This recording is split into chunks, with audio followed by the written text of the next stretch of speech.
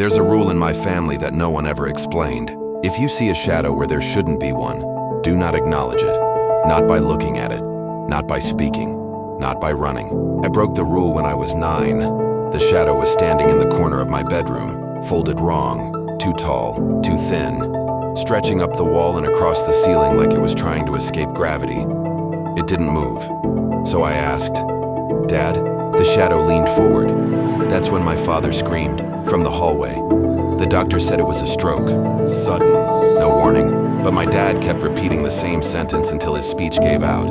It knows you can see it. He never entered my room again. We moved out a month later, but the rule followed us. Shadows appeared everywhere after that. Under tables where no light reached. On ceilings at noon, hanging behind doors, trembling slightly like they were breathing. And every time someone noticed one, really noticed, it grew closer the next night. We learned the pattern. Ignore it and it stays where it is. Acknowledge it and it advances. Years passed. The rule became habit. Automatic not to look too closely at dark corners. You train yourself to accept impossible things, until my mother forgot. She was washing dishes when she froze, staring at the floor. "There's a shadow under the table," she said softly. "But the lights are on." The shadow twitched. That night I heard footsteps in the hallway, slow, careful, dragging like something heavy was learning how legs worked. I kept my eyes shut. My mom didn't. The next morning her bedroom was empty. No blood, no struggle, just her shadow burned into the wall, stretched and screaming. After that, the shadow started whispering. Not words, instructions. "Look, just once." We're already inside. They began appearing in reflections. In phone screens turned off. In the black glass of windows at night, standing right behind me. I learned to walk without checking mirrors. Then one night the power went out. Total darkness. I felt breath on my neck, and a voice right against my ear said, "You've been so good at pretending we are not here." I ran. I shouldn't have. Movement counts as acknowledgement. I barricaded myself in the bathroom, shaking, counting breaths, refusing to look at anything. The whispering grew louder, layered, overlapping. Dozens of voices speaking in perfect unison. "You taught us patience." The light flickered back on. Every surface was covered in shadows. They were standing, sitting, hanging from the ceiling like insects. And in the mirror, there was no reflection of me, just a shadow standing where I should have been. It smiled and raised a finger to its lips. Now I live in constant light. I haven't turned off a lamp in 6 years. People think I'm paranoid. Insane. They don't understand. Because sometimes when the lights flicker, I see a shadow hesitate. Like it's afraid I'll notice. Like it knows the rule still applies. And it's waiting for you to break it. I shouldn't have watched the tape again. The first time was curiosity. The second time was panic. By the third time, I realized something was rewriting me. Tape 13 no longer showed my house from across the street. It showed my bedroom. The angle was wrong, too high, too close to the ceiling corner. Like the camera had been nailed there. I could see my bed, my dresser, the faint glow of my phone charging on the floor, and I could see myself sleeping. My chest tightened because I knew exactly what came next. On the tape, my eyes snapped open. Not slowly, not groggily. Wide, alert, smiling. The version of me on the tape sat up and stared directly into the lens. I was still asleep in real life. I reached for the power button, but the TV wouldn't turn off. The remote wouldn't respond. The VCR began to whir louder, chewing the tape like it was hungry. On screen, my tape self crawled off the bed. The way he moved was wrong. His joints bent too far. His neck tilted at an angle that made my own spine ache, just watching it. He stood beneath the camera and whispered, "You're getting heavy." I woke up in my bed, gasping, but I couldn't move. Sleep paralysis, that's what I told myself. That's what people say when their brain refuses to accept reality. The room felt crowded. I could hear breathing that wasn't mine. From the corner of the ceiling came a soft mechanical sound. Click. We're recording. I tried to scream. Nothing came out. Then I saw it. A red light. Embedded in the drywall, camera had never been on the tape. The tape had been on me. My vision flickered just like bad VHS tracking. Lines cut across my sight. Colors bled. My hands looked delayed when I tried to move them, like my body was buffering. Something climbed down from the ceiling. It wore my face, but stretched thin, like skin pulled over a frame that didn't quite fit. Its mouth opened too wide, splitting at the corners, revealing teeth that looked copied instead of grown. "You did great," it said in my voice. "You stayed so still." It leaned close, forehead pressing against mine. I felt a click behind my eyes. Suddenly, I could see the room from above, from the corner, from the camera. I was looking at myself, lying in bed, glassy, body stiff, mouth slightly open, like a paused frame. The thing crawled into my body. I felt it settle in, felt it test my limbs, felt it blink my eyes for the first time. Then the view snapped back. I could move again. I ran. I fled the apartment. I didn't stop until I was surrounded by people. Light, noise. I thought that would save me. Didn't. Because reflections don't need darkness. Every screen now shows me a half-second late. Mirrors blink when I don't. My phone camera opens on its own and records me sleeping from angles that shouldn't exist. Last night, I found a new VHS on my kitchen table. No label. Already rewound?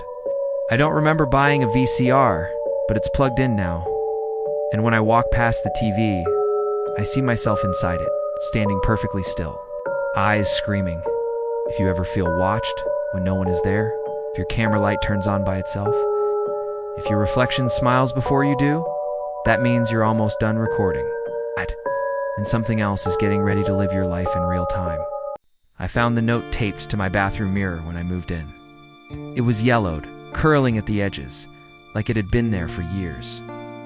"Do not adjust the mirror," I laughed. Old apartments always come with weird leftovers. Still, something about the handwriting bothered me, uneven, pressed hard into the paper, like the person writing was in a hurry, or shaking. That night, after a long shift, I stood in front of the mirror to brush my teeth. My reflection was normal, almost. When I tilted my head, my reflection lagged not by much, maybe half a second. I told myself it was exhaustion, bad lighting, nerves from reading the note. I went to bed. At 3:17 a.m., I woke up to the sound of glass gently tapping. Tap! Tap! Tap. I froze, heart hammering, and slowly looked toward the bathroom door. The mirror was tapping itself, not cracking, not shaking, like someone on the other side was testing it with a fingernail. I remembered the note. I didn't move the mirror. The next day, I started noticing small differences. My reflection smiled a fraction longer than I did, blinked slightly out of sync. When I left the room, I could swear it kept watching. I researched the apartment. A tenant before me had vanished. No signs of struggle. No body. Just an empty unit and a bathroom mirror that maintenance never replaced. That night, I caught my reflection doing something new, raised its hand. I didn't. I stumbled back, breath caught in my throat. The reflection pressed its palm flat against the glass from the inside. The mirror rippled like disturbed water. Words appeared, fogged into the surface from the other side. "You moved IT first." My stomach dropped. I hadn't touched the mirror. Then I remembered earlier that day, while cleaning, I had nudged it slightly to wipe behind it. Barely an inch. The tapping became pounding. Cracks spider-webbed across the glass. My reflection's smile split wider than my face could physically manage. "I've been stuck here for years," it mouthed. "You have no idea how hard it is to pretend to be you." The mirror shattered outward. I woke up screaming in my bed. The mirror was whole again. The bathroom was silent. No note. No cracks. Relief washed over me. Until I went to work. My coworkers stared. One asked if I was feeling okay. I asked why. She hesitated. "You've been blinking weird all day." That night, I found a new note taped to the mirror written in my handwriting. "Thank you for switching. Do not adjust the mirror. Because if I move it again, I might wake up back on the other side." I found the video by accident.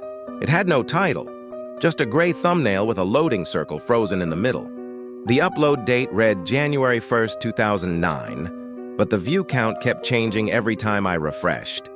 112 house or 443124412 the comments were disabled. When I clicked play, nothing happened at first. Just black screen, then a soft static hum. The buffering circle appeared again, spinning slowly, too slowly. After exactly 27 seconds, a face flickered onto the screen. It wasn't a jump scare, that's what made it worse. The face looked wrong, like someone had tried to remember a human and failed. The eyes were too far apart, the mouth stretched slightly wider than a natural smile, and the skin looked smoothed over like a low-resolution memory struggling to render. The face didn't move, but the buffering icon kept spinning right over its forehead. I laughed nervously and closed the tab. That night, my phone started buffering, not an app, not a video. The entire screen froze, replaced by that same spinning circle. No buttons worked, no power off. Then the hum started, identical to the video. The face appeared again. This time it blinked. I threw the phone across the room. When I picked it up, it was normal again, except my gallery now had a new image saved. It was a screenshot of me staring at my phone in the dark. The next day, my internet slowed to a crawl. Every video buffered endlessly at 27 seconds. Ads froze mid-sentence. Live streams lagged just long enough for faces to distort, eyes stretching, mouths bending. And sometimes, just for a frame, I'd see it. Always smiling a little wider. I searched forums, buried threads, dead links. One post from years ago stood out.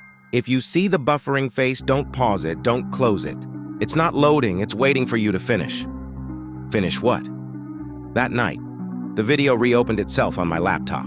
This time, the face spoke. Not out loud, inside my head. You've been buffering too. The screen split into two panels. On the left, the face. On the right, my room, live. I watched myself sitting there, frozen in fear, mouth slightly open, eyes wide and glassy. The buffering circle moved from the face and centered on my forehead. I felt my thoughts slow. Words stretched. Memories lagged. Every blink took effort. The face leaned closer. People don't disappear, it whispered. They just stop loading. Now, when you scroll late at night and a video buffers a little too long, when the loading circle spins just a bit too smoothly, look closely. If you see a face forming behind it, that means someone else finally finished. And now it needs you to take their place. Please like and follow for more scary stories. The fog rolled in thicker than anyone in Mason Hollow had seen in years, so dense it looked alive, curling and pulsing like something breathing. People said to stay inside on nights like that. People said the fog carried things. I didn't believe any of it. Not until that night. I was walking home from my friend's place, only 3 blocks, a quick walk I'd done 1,000 times. But halfway down the first street, the fog swallowed me completely. My phone light barely pushed out a few inches before dissolving in the grey. That's when I heard the first laugh. It wasn't happy. It wasn't playful. It was soft, raspy, like someone exhaling a broken giggle right behind my ear. I whipped around, nothing but fog. I kept moving, heart hammering, telling myself it was just my imagination. Then I saw the balloon. A bright red orb floating waist-high, drifting out of the fog toward me. As it got closer, the shape behind it came into view. Tall, hunched, wearing a sagging clown suit soaked with mist. Its face was wrong. Smeared makeup, jaw unhinged, too wide, eyes pale like boiled eggs. It didn't blink. It didn't breathe. It just smiled, and then more laughing, all around me. Different pitches, different distances. They were circling. Shapes moved in the fog. 4, 5, maybe 6 clowns. Their colors muted by the mist, their bodies twitching as if every movement hurt.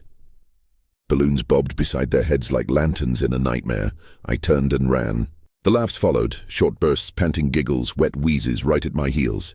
Every time I looked back, the fog was alive with faces. Painted grins emerging and sinking back in, white gloves reaching out. Shoes scraping pavement inches from my ankles. I sprinted until my legs burned and my lungs screamed. When I finally stumbled into my driveway, the fog stopped like a wall. Clean air, clear street, silence. My door was only steps away, but before I grabbed the handle, something caught my eye. A single red balloon was tied neatly around the doorknob.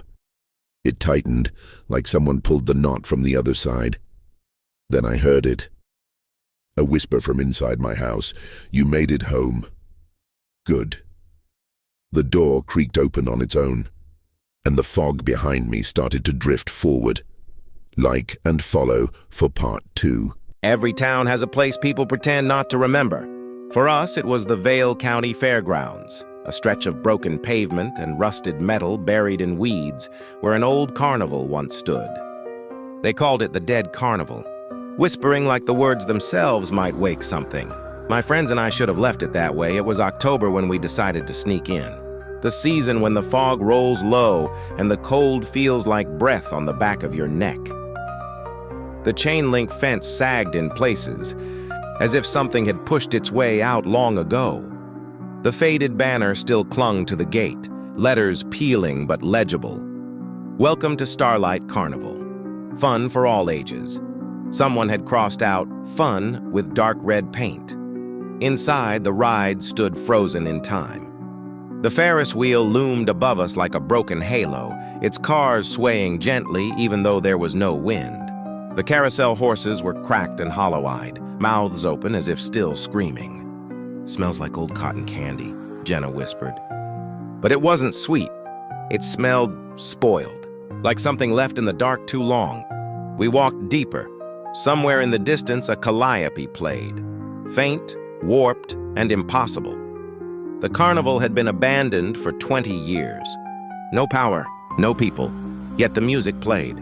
"Probably a speaker on a timer," I said, even though my voice shook. Then the lights came on. Strings of bulbs flickered to life overhead. Not bright, not warm. Instead, they glowed a sickly yellow, painting every shadow twice as long. The ticket booth window slid open with a slow scrape. A sign appeared where there hadn't been one before. "Admit one." No returns. A figure leaned forward behind the glass. Its face looked human at first glance, but the eyes were cloudy and wrong, pupils like tiny pinpricks. Its smile stretched too wide, too thin, like the skin was being pulled across the bones. "Welcome back," it rasped. "We're leaving," I muttered. Except when we turned around, the gate was gone. The path behind us stretched into darkness, swallowed by fog. The music grew louder, livelier, as if the carnival itself was waking up after a long sleep. Lights flared across the midway. Games snapped to attention, and something began moving among the shadows. Figures emerged, not people, but performers shaped like the memory of them. A juggler with arms bent at wrong angles, balls floating around hands that never touched them. A ringmaster whose top hat fused with his skull, teeth clicking as he laughed without sound. And clowns, oh God.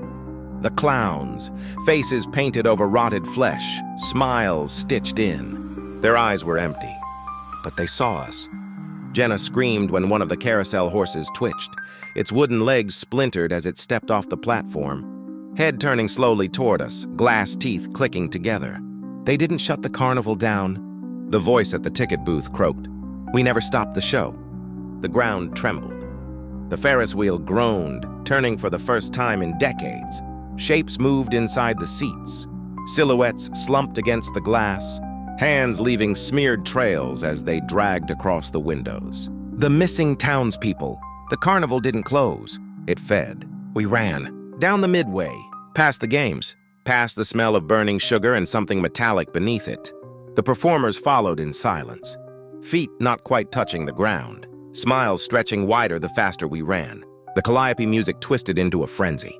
Lights burst overhead. A new sign flickered to life at the exit we could no longer see. "Thank you for staying," Jenna stumbled. I grabbed her arm, but something cold grabbed mine back. A gloved hand, the ringmaster. His smile opened like a cracking mask. Inside his mouth were rows of tiny spinning gears, grinding, hungry. "One more act," he said, voice echoing from everywhere at once. "The audience has been waiting." The carnival crowd appeared around us. Hundreds of shadow figures packed into invisible bleachers, their hands clapping in slow, wet rhythm. We never made it out. The next morning, people passing the old road swore they heard music drifting on the wind.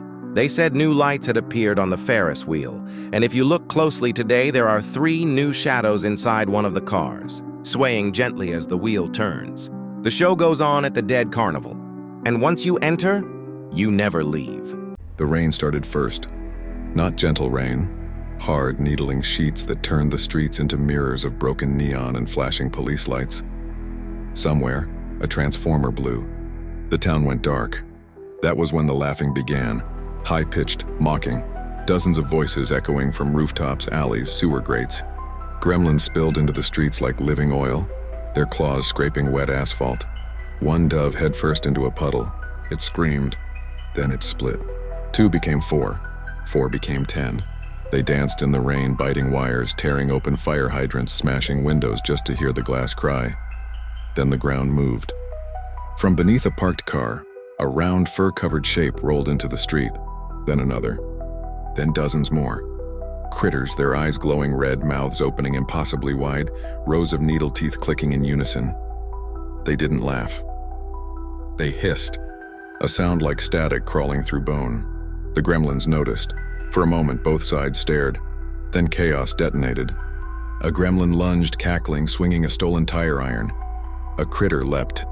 Mid-air, its mouth split open wider than its body should allow, and the gremlin disappeared in a spray of blood and teeth. The critter landed, chewing. The gremlins shrieked in delight. Oh, new toys, they swarmed. Critters rolled forward as a living tide, biting ankles, tearing through legs. Gremlins climbed streetlights, dropped from fire escapes, threw Molotovs made from stolen liquor bottles. Fire bloomed. 3 critters burned, but the others didn't stop. Blue plasma lit the darkness. Critter weapons fired in rapid pulses, vaporizing gremlins mid-leap. One gremlin froze in shock before exploding into green mist. Another was cut in half mid-laugh. Still more came. Rain fed them. Water splashed and gremlins multiplied faster than the critters could kill them. The gremlins adapted. They always did. They lured the critters into a movie theater. Doors chained shut from the outside. Inside, gremlins perched in the rafters, waiting. The screen flickered on. Bright light. Not enough to kill, but enough to blind. Gremlins dropped explosives. The building erupted. Critters were thrown through walls, fur burning, teeth clattering across the floor. The gremlins cheered. Too soon. From the smoke, something clicked. The surviving critters rolled together, merging into a massive, writhing ball of teeth and fur.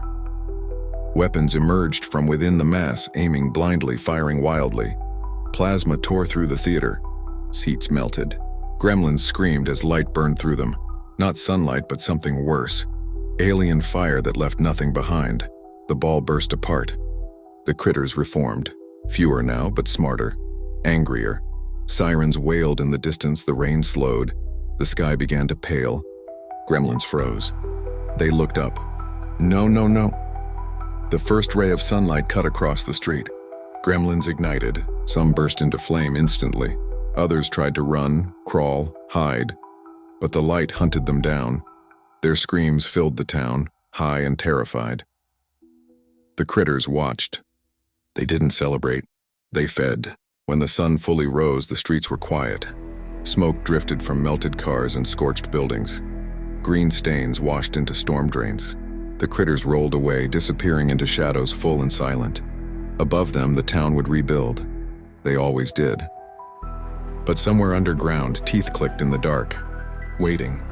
The baby monitor turned on by itself at 1:12 a.m. Emma woke to the soft hiss of static on the nightstand.